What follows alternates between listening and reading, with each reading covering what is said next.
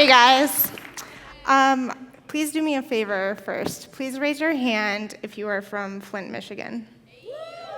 All right. I'm from Flint. Now, I want you to raise your hand if you still don't have clean drinking water.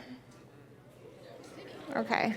I just wanted to thank you guys for coming today because you're smiling all the time and you're still here, and that's a perfect example of resilience. So thank you.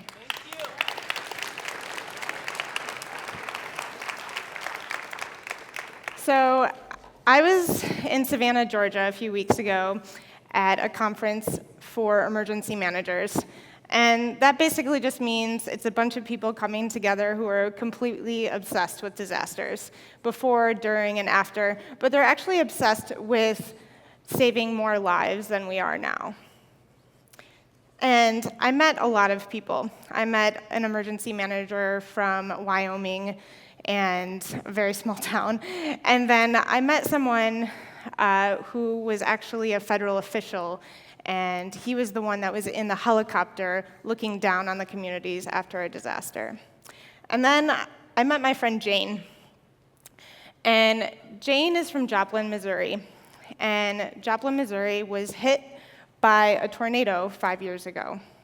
It was an F5 tornado, and that means that it sustained winds of more than 200 miles an hour. And you guys are from Michigan, so you know that a tornado, you don't get much warning. You get maybe 15 minutes to hit the basement if you're lucky enough to have one.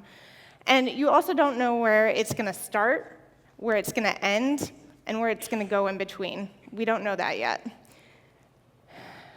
Jane was lucky. Jane had a basement. And the hard part is about Joplin, there's only 13% of the houses in Joplin that have basements because it's such hard soil. So Jane was lucky. She went down to her basement, and she waited for the storm to pass. And she came up, and she only saw one thing out of place, and it was a large limb from a tree. And she was able to actually move that herself. So she thought everything was fine. And then she kept hearing sirens, and they kept coming, and they kept coming.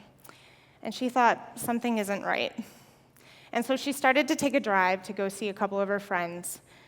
And that's when she realized she had no idea where she was because all of the town had been completely devastated. That was the town. That's just in shackles. So she then realized that this was her call to action. She was lucky. She had a basement. And she grabbed her stuff, and she started cleaning the streets that day. She started building houses that month. And they made it a goal to actually open school that August on time. And 72 days later, their community opened a school on time, even though the school was completely crushed. Jane was on boards in Joplin and stepped up and helped to advise the government officials and other organizations that were rebuilding her community she wanted to tell them how it needed to be built back. Because if it was going to be built back, it was going to be built back better. And she actually won the Rick Rescorla National Award for Resilience. It's through the Department of Homeland Security. And Walgreens actually won it the year later, so she's a good one. And 161 people died that day. And the population of Joplin, Missouri was 50,000 before the tornado. And today, it's 51,000. So that means 1,000 more people actually live in Joplin today than before the tornado.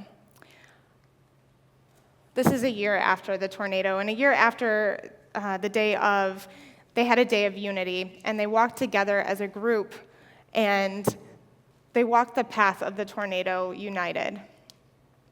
I asked Jane if she was prepared that day for the Joplin tornado, and she shook her head, and she smiled, and I said, well, what about now? And she said, Erin, I've got 3 days worth of food and water. I've got an extra pair of clothes, an extra pair of shoes, and I've got extra pair of eyeglasses, and then I've also got some gloves and a toolkit so that if I'm lucky again, I can actually go and help my friends again.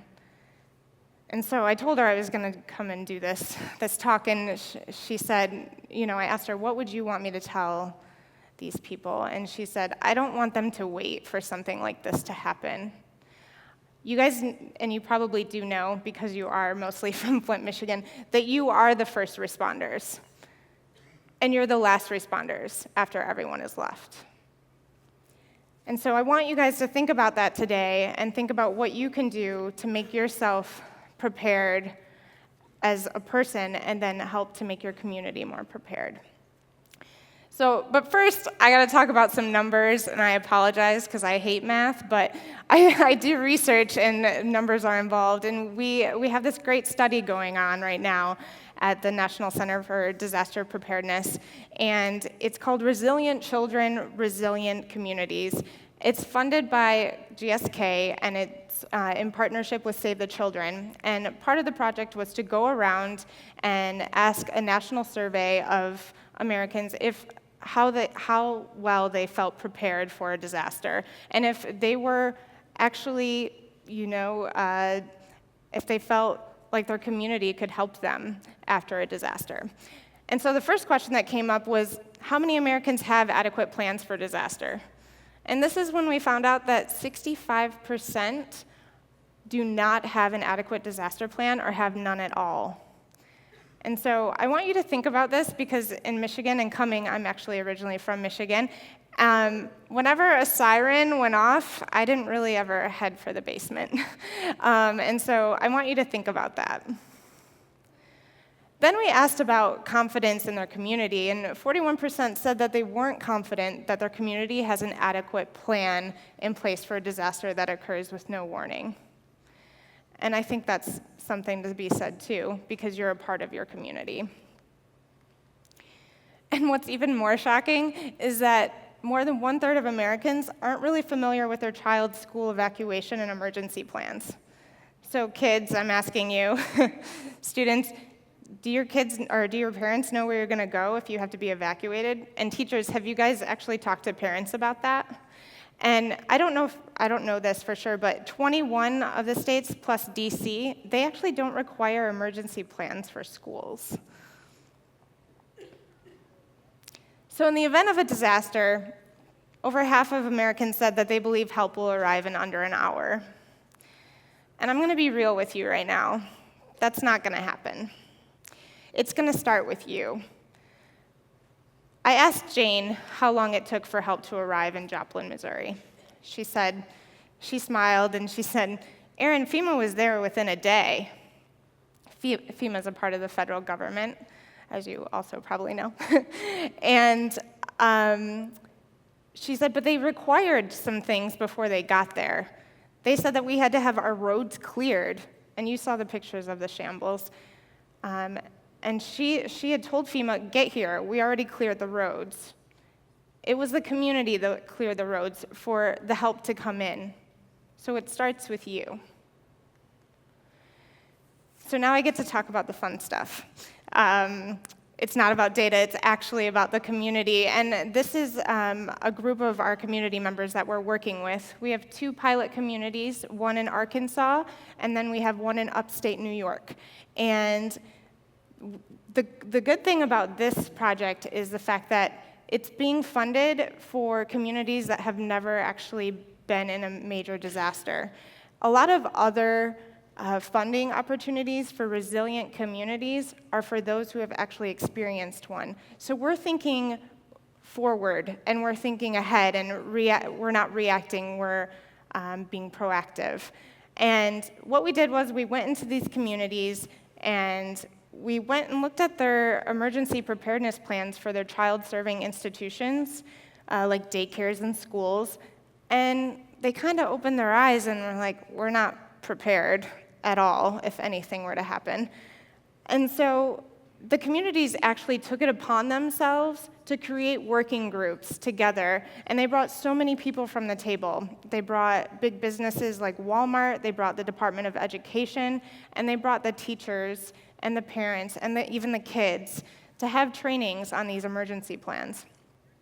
They even talk to state representatives, so the higher-ups, the policymakers, can know what's going on, and their voices are being heard. But they also did something really cool. They created their own to-go kits and gave them out at local baseball games. And they made Twitter feeds and Facebook posts on what being resilient means and how you can be prepared as a community. And they wrote to their local newspapers. And that means they reached thousands of people to educate them on preparedness.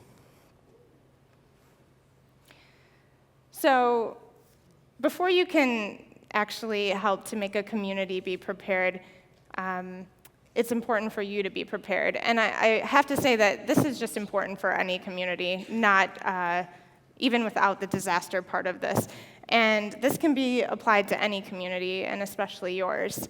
But yeah, you have to prepare yourself first before you can go and help others. Like, we've heard self-care, we've heard all about that. And so now, I want you to think about this, and this little bag down here that you'll see is called a to-go kit, which I've been talking about. And it should hold a first aid kit, it should hold a flashlight with working batteries, and it should have 72 hours worth of food and clean drinking water.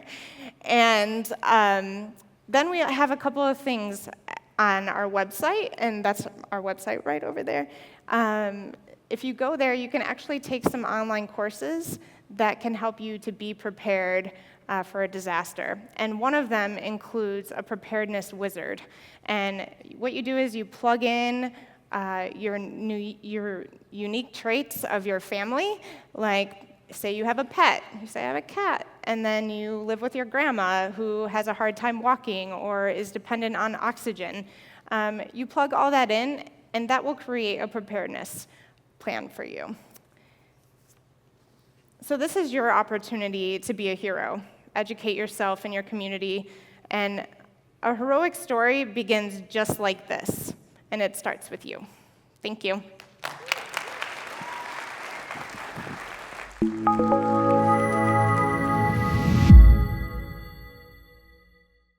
The Hero Roundtables are the global events that ask the question, what is a hero? You've just seen one hero talk. To find more and join the conversation, visit our website or social media.